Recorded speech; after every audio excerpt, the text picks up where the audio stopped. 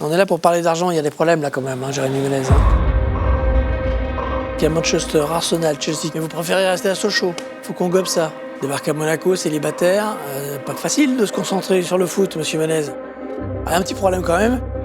100 000 balles, un chèque que vous avez fait pour Francesco Totti. Vous êtes des mercenaires en fait. À un moment donné, j'ai ressenti ça et je lui ai sauté dessus. Le foot, c'est fini?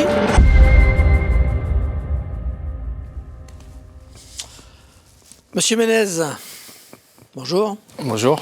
Vous savez pourquoi vous êtes là? Pas du tout. Vous savez pas? Ben, je vais vous le dire. Vous êtes là pour injure, diffamation, outrage, association de malfaiteurs. Dans le cadre d'une enquête, on a auditionné un certain Samir.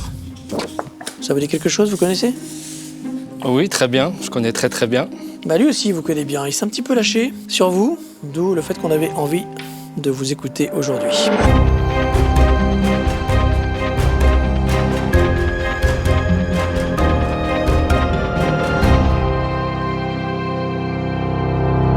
Avant qu'on débute, si vous voulez soulager votre conscience, n'hésitez pas, si vous avez des choses à Tout va déclarer. bien. Je suis prêt à Vous êtes vous prêt? écouter. Ouais, bah c'est nous qui allons surtout vous écouter. On va vous poser quelques questions préalables pour étalonner la machine et voir que tout fonctionne. Monsieur Ménez, vous êtes né le 7 mai 87 à Longjumeau, c'est exact? Exactement. 1m81, exact? Ouais, 82, 83. 82, 83.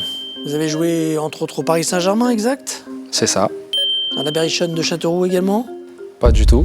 Effectivement, c'est faux. Vous avez travaillé au Mexique? J'ai travaillé aussi au Mexique. D'accord. Il y a des sources qui nous disent que vous avez surtout profité de la vie plutôt que travailler au Mexique. J'ai profité de la vie, j'ai joué aussi au foot et on a fait un peu de tout. On est d'accord que c'est vous sur cette photo? C'est bien moi il y a quelques années, ouais. Ouais, là aussi. Ouais, Ouais. encore moi. D'accord, ok. Quelques années plus tard, D'accord, vous assumez donc, hein? j'assume tout ce que je fais. Si vous assumez, tiens, est-ce que c'est bien vous qui avez composé ceci?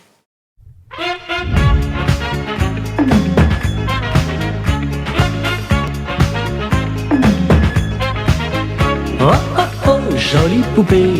Non, c'est pas vous ça? Non, c'est pas moi, non. C'est pas vous? Oh, jolie poupée. Ah, autant pour moi, ouais, c'est un certain Bernard, c'est C'est ça? ça, le fameux Bernard. Ah oui, mais vous aimez cette chanson, non? Vous pouvez le dire, C'est hein? pas mon style de musique, mais je peux l'écouter. Faut pas avoir honte, hein? Non, c'est pas mon style de musique, mais je peux l'écouter. Ok, va falloir assumer, hein, monsieur Ménez. Hein. Vous avez grandi à Vitry-sur-Seine, dans le 94, bon élève, au départ en tout cas, jusqu'à la moyenne section de maternelle. Voilà un son, un témoignage qui parle de vous, écoutez. Ah, Jérémy, je le connais depuis que je suis petit. Hein. Des conneries, on en a fait plein ensemble. Hein. S'il n'était pas devenu footballeur, sûr et certain, il aurait fini en zonzon. Ah voyons. C'est qui ça? Vous l'avez pas reconnu? Non, pas du tout. Il a préféré rester anonyme. Il y va fort, lui. C'est vrai que je suis parti jeune, j'ai eu la chance de partir à 13-14 ans de chez moi. Quelques-uns de mes amis, c'est vrai, ont eu un parcours malheureusement différent. Et si j'étais resté chez moi à Vitry-sur-Seine, je ne peux pas savoir l'avenir que j'aurais eu. Mais en tout cas, disons que le foot m'a sauvé quand même. Alors le foot, il vous sauve. Vous partez à Sochaux, à 12 ans, c'est ça, 12 ans? C'est ça. Que vous reconnaissez quelqu'un sur cette photo?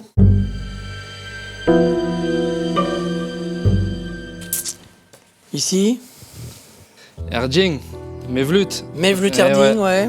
Un Eh copain. ça- Un copain, ouais. Un très très bon copain d'ailleurs, avec qui je suis en contact encore actuellement. En fait, le FC Sochaux nous avait créé une classe exprès donc, au château, au centre de formation, avec aussi Romain Mouma qui est là. Et on était 4 dans la classe et c'était un niveau assez facile. Donc on avait tous des 15, 16, 17 de moyenne, donc c'était cool. Quel genre de conneries on fait encore quand on est au centre de formation? Bah moi, à cette époque-là, je partais du collège et je me suis fait virer de ce collège, au FC Sochaux. Ah, vous faites virer Voilà. du collège? Madame Véron, qui travaillait donc pour le FC Sochaux, a su parler avec le directeur du centre de formation. Et c'est vrai que j'étais aussi bon au football, donc c'était un peu dur de me virer, mais il y avait encore quelques petites bêtises à cette époque-là. Un bon témoignage qui vous sauve. En parlant de témoignage, j'ai un document que je vais vous montrer sur cet ordinateur. En mai dernier, c'est Jérémy lui-même qui l'annonçait. Il y a des grands clubs déjà qui t'ont demandé ou... Quel grand club Manchester, Arsenal, Chelsea. Très enthousiaste, le petit bonhomme là. Pourquoi t'as refusé en fait? Parce que je suis trop jeune pour aller à l'étranger, je suis bien à Sochaux. C'est un bon club et enfin, progresser ici, voilà. Ok, donc vous êtes en train de dire qu'il y a Manchester, Arsenal, Chelsea, mais vous préférez rester à Sochaux. C'est ça. Faut qu'on gobe ça. Tout part du club de Manchester United, en fait. Ils viennent voir mon père à Longjumeau. Ferguson, il est venu à Longjumeau vous Ouais, voir. voir mon père. Votre père. Mm. Ok. Et donc, quelques mois plus tard, je me rends à Manchester avec mon frère, du coup, invité par Sir Alex Ferguson. Et donc, il nous explique qu'il me veut absolument au club, et il nous explique le projet et tout. Et moi, je repars tout content de ces 3 jours-là. Voilà, plein de souvenirs en tête. Donc, je rentre à Sochaux, la saison se termine, et puis après, le moment vient où il faut prendre la décision. Et moi, je décide de rester à Sochaux parce que je me suis dit qu'il était encore trop tôt pour partir, que j'étais trop jeune. Donc, on a pris la décision de rester à Sochaux. Mais c'est vrai que j'avais pas mal de clubs à ce moment-là qui me voulaient. Alex Ferguson à Longjumeau. Vous êtes comme votre Nasri, vous êtes un peu mytho, non? Non, jamais, je ne mens jamais. Ok. Cette équipe-là, ça vous dit quelque chose? La fameuse. Ouais, la fameuse, bah ouais. Champion d'Europe, Champion d'Europe. moins de 17 ans, Euro 2004. Dans l'ordre, c'était quoi les meilleurs? Ben Arfa en 1, en 2, c'était qui? C'était vous? Sur ce 11-là. Ouais, pour moi, Hatem, c'était le meilleur. Et puis après, je dirais moi et Samir. Hein. Samir, il nous a dit que vous étiez nuls. Non, il sait que j'étais bon. Et d'ailleurs, on aimait bien jouer ensemble. Mais dommage qu'on n'ait pas pu jouer ensemble en club, vraiment. Le moins bon, finalement, celui qui était remplaçant, c'est Benzema, non? Karim est arrivé, si je me trompe pas, il a dû arriver 6-8 mois après. Et il s'est intégré facilement dans l'équipe. Mais franchement, cette année-là, si on vous dit qu'il y en a un qui va avoir le ballon d'or, vous pensez à Ben Arfa ou à vous, pas à Karim Benzema. Ouais, mais franchement, à cette époque-là, on pense même pas au Ballon d'Or. Nous, on voulait jouer que au football. Nous, notre bonheur, c'était d'être sur le terrain, jouer au football. C'est ce qui a fait cette différence, je pense, aussi au championnat d'Europe, parce qu'on se connaissait déjà depuis 3-4 ans. Et vous battez l'Espagne en finale à Châteauroux. C'est ça. Il paraît que vous décidez d'aller fêter ça dans une boîte à Châteauroux, que vous vous faites recaler.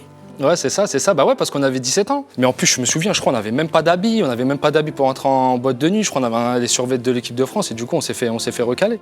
Ah, c'est pas glorieux, hein, se faire recaler d'une boîte de nuit à Châteauroux. Non, c'est pas glorieux, mais je pense qu'on avait bien fêté ça après quand même. Cette fête, il paraît que vous la faites dans un kebab. Ouais, je sais plus trop exactement. Ça devait être dans un espèce de kebab ou un espèce de... Et voilà, mais c'est ce qui nous faisait nous aussi.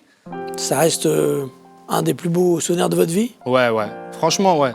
Ça vous a manqué de ne pas revivre ça plus tard en senior, fêter un titre majeur en équipe de France A avec ces gars-là? Aujourd'hui, c'est vrai qu'avec les qualités qu'on avait, même si ça ne suffit pas, je pense qu'on aurait pu faire autre chose. Qu'est-ce que vous faisiez le 22 janvier 2005? Le 22 janvier 2005. Vous avez 17 ans. C'est mon triplé le 22 janvier 2005? C'est votre triplé contre Bordeaux. Quand on marque un triplé à 17 ans, j'imagine qu'on est pas mal sollicité. Ouais, ça aussi, ça restera une de mes plus belles soirées de toute ma carrière, hein, parce que c'est vrai qu'à 17 ans, mettre un triplé contre Bordeaux en plus, c'était ma première saison à Sochaux, et donc c'était l'année où je me lance dans le grand bain, quoi, et j'avais à cœur de montrer du coup ce que je savais faire avec les plus grands. Grand souvenir. Grand souvenir. Après le match, vous aviez des choses à dire. J'étais très heureux encore. On va voir. Vous avez l'air assez calme, bon, vous faites chambrer un peu par vos coéquipiers, mais vous restez calme. C'est difficile de rester calme dans ces moments-là. Ouais, c'est vrai, c'est difficile, ça fait plaisir. Mais bon, comme je dis, dans le football, ça va vite dans les deux sens, comme en haut, comme en bas.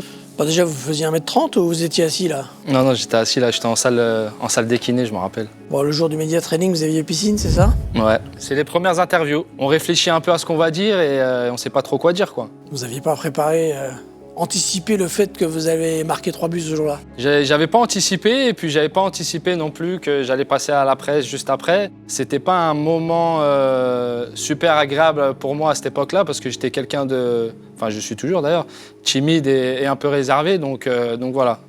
Quand j'étais jeune, j'étais pas très à l'aise. Après 2 saisons à Sochaux, vous partez à Monaco.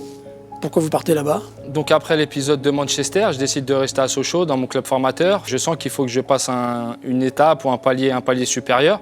Faut se mouiller la nuque pour passer de Sochaux à Monaco. Je vais pas vous mentir que ça m'a fait très bizarre d'arriver le premier jour à Monaco, je connaissais pas du tout. Donc j'arrive dans un endroit où quand même il y a beaucoup de personnes ou de personnalités qui ont les moyens. Donc moi j'arrive de Sochaux. Sochaux, Débarquer à Monaco, célibataire, pas facile de se concentrer sur le foot, monsieur Menez. Pas facile du tout. C'est vrai que c'est une très belle ville. J'arrive dans un endroit différent. Vous avez dit qu'à Monaco, le fait d'aller à Monaco, ça avait ralenti votre progression. À cause de quoi? Du casino, du soleil, des filles? Non, parce qu'honnêtement, j'ai jamais été quelqu'un de trop casino. Oui, un peu de fête de temps en temps, mais non, c'est pas ça. C'est que la période a fait que ça s'est passé comme ça. On a changé 2-3 fois d'entraîneur. Il y a eu beaucoup de changements. Les résultats, c'était pas trop ça. Donc non, c'était plutôt global que personnel. Bon, après, moi aussi, bien sûr, mais c'était un truc plus global. Je vais vous montrer un autre personnage.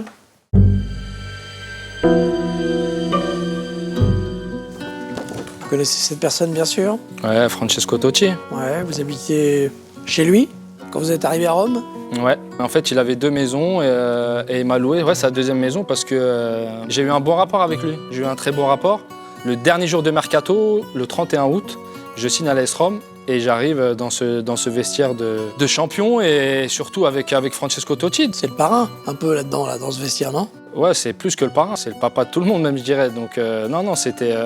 moi, Francesco Totti, je le voyais à l'équipe du dimanche, mettre des frappes de 30-40 mètres quand je devais avoir quoi? Je devais avoir 13-14 ans. Donc pour moi, c'était presque impossible en fait. 7-8 ans après, je me retrouve dans le même vestiaire que lui. Et il vous prend sous sa coupe? Il me prend sous sa coupe, avec lui, il y avait aussi Philippe Mexès. Ils voient que j'ai quand même des qualités, donc ils ont envie de me tirer avec eux. Et ça se passe bien, Ah, un petit problème quand même. C'est quoi ça? C'est des cartes? Ah, poker, ouais, poker. Ouais.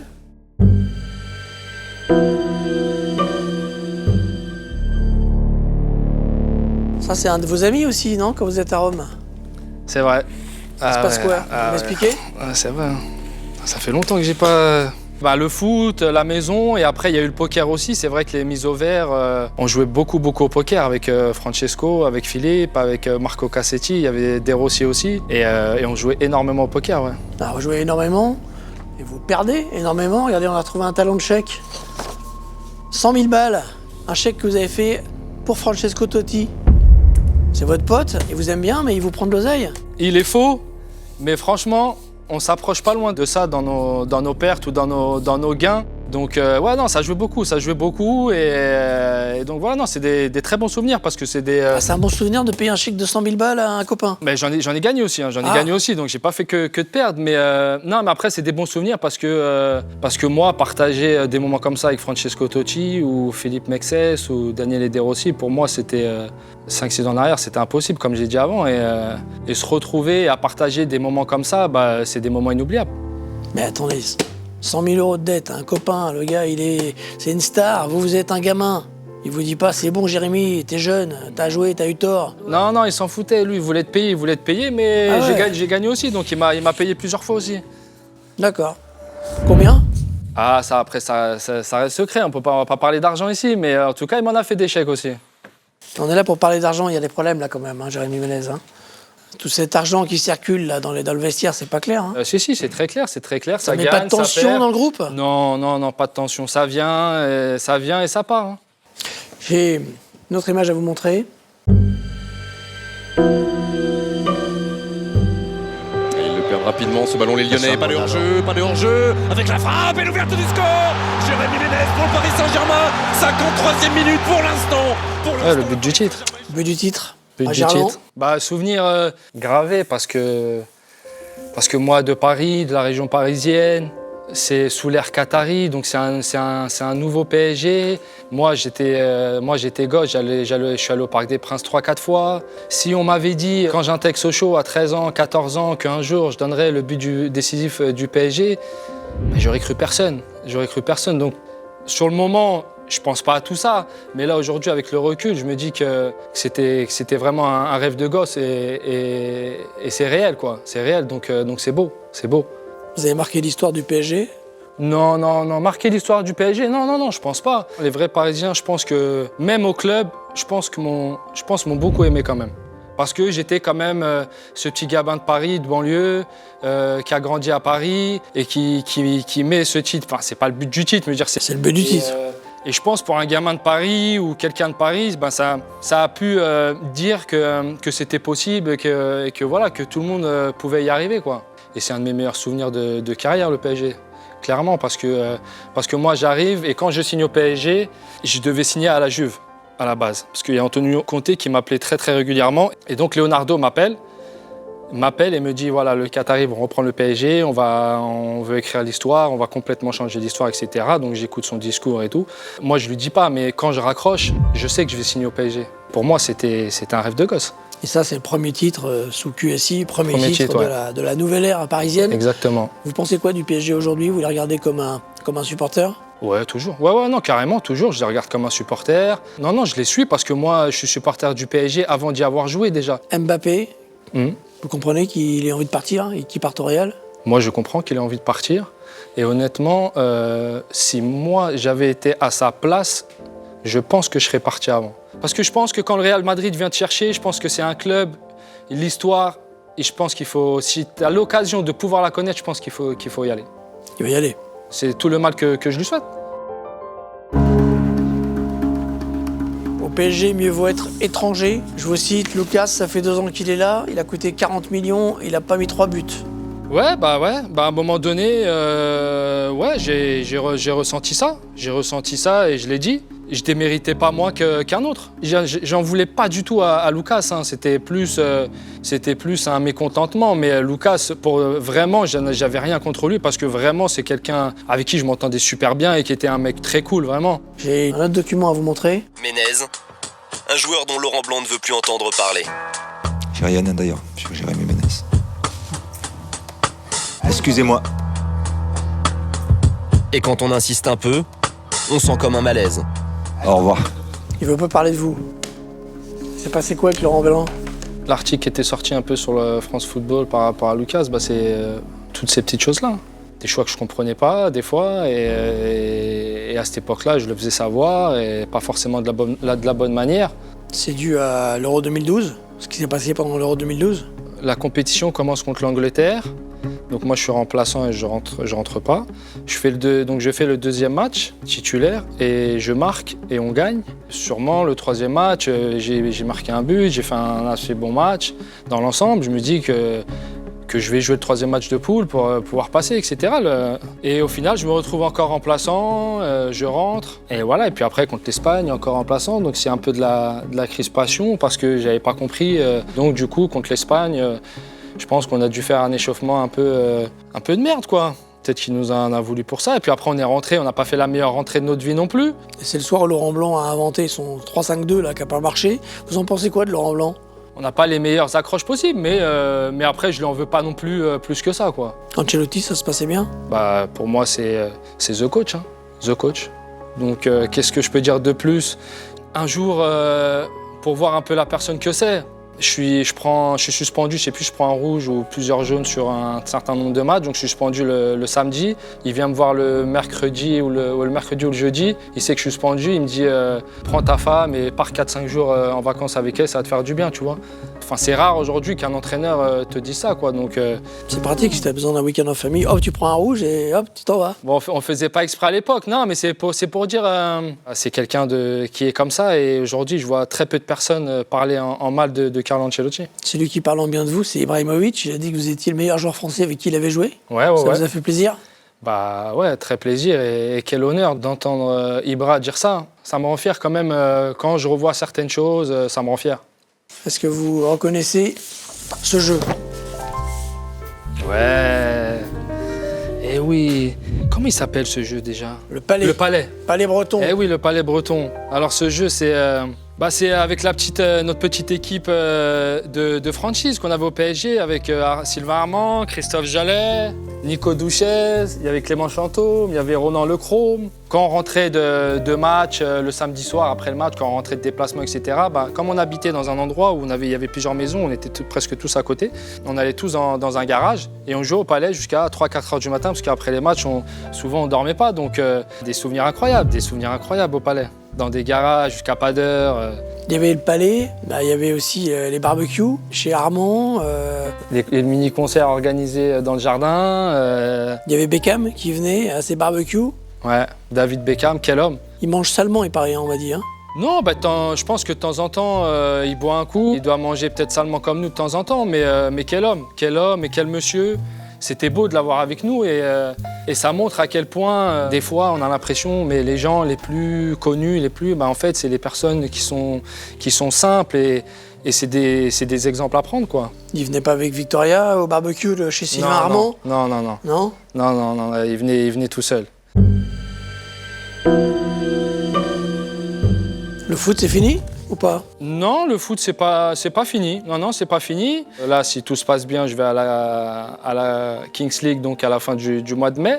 C'est quoi cette histoire de Kings League, là? Vous nous racontez? Vous allez faire une reconstitution de bande dissoute avec Samir Nasri, c'est ça? Mon grand ami Samir m'a appelé pour savoir un petit peu mon point de vue sur la Kings League, si j'étais intéressé, si ça pouvait me plaire. Et je lui ai dit pourquoi pas. Donc à partir de ce moment-là, on a pris la décision d'aller faire cette petite aventure entre nous.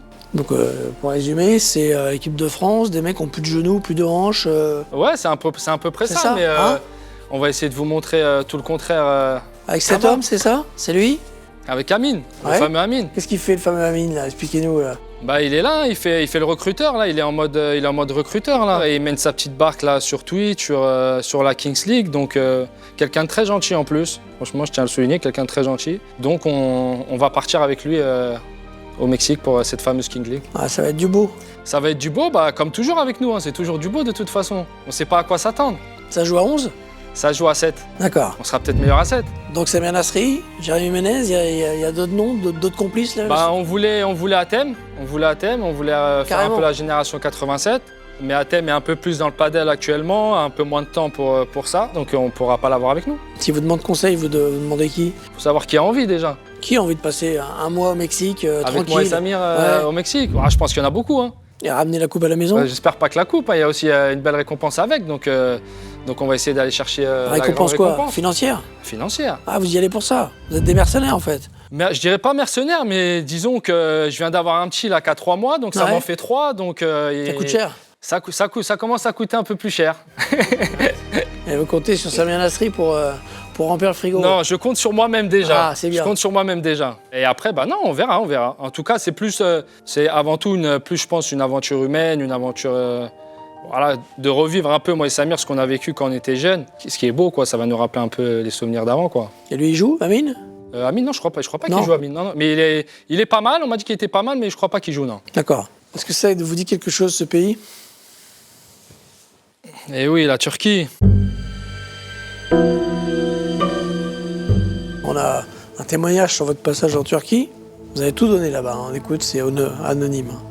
C'était la colonie de vacances avec Samir Nasri. Meilleur client du palace où il résidait. Mais pas meilleur client de l'entraînement. Hein. Je l'ai jamais vu Ménez à l'entraînement. Il paraît que dans votre GPS, il n'y avait pas le terrain d'entraînement. Non, mais déjà, comme je vous ai dit, je me suis blessé. Donc pendant 2 mois, j'ai pas pu jouer, etc. Donc moi, j'ai repris après. Là-bas, on vivait dans l'hôtel du président, qui est un palace énorme. On avait un petit groupe à nous aussi. On a eu du mal à se concentrer sur le football, c'est vrai. C'est vrai, c'était pas facile. Vous nous confirmez avoir dit toute la vérité pendant cet entretien? Honnêtement, je pense avoir dit toute la vérité. J'ai une dernière chose quand même que je voudrais vous montrer. Est-ce que vous reconnaissez cet objet qui vous a fait beaucoup de mal dans votre vie de footballeur?